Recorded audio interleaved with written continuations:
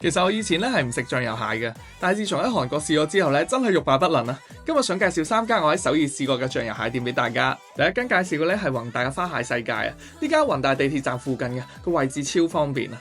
佢嘅價錢都好合理嘅，每隻大概3萬ウォン。不過咧呢度嘅蟹咧我就覺得有啲偏細啦，但佢味道都好鮮甜嘅，但唔算超驚豔咯。反而佢啲熟食咧好有驚喜啊！海鮮煎餅啊、泡菜豆腐鍋嗰啲全部都好好食啊！我諗我為咗佢啲熟食再翻去咯。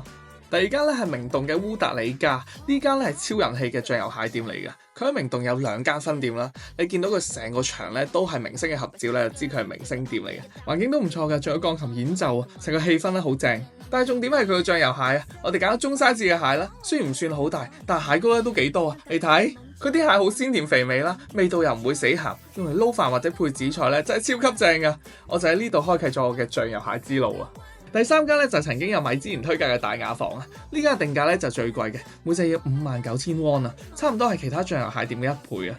不過的確佢嘅蟹咧係3間入面最大最厚身嘅，味道鮮甜之餘咧仲有少少嘅藥材味，都幾特別嘅。不過以佢呢個價錢嘅話咧，我就覺得性價比唔算太高，試一次就夠啦。如果要推介嘅話咧，我最中意咧就係明洞嘅烏達里家，無論味道啦、價錢啦同埋氣氛咧都最好啊！唔知大家又想試邊間呢？如果想要晒3間嘅地址同埋價錢嘅話咧，喺下面留言醬油蟹，我 DM 俾你。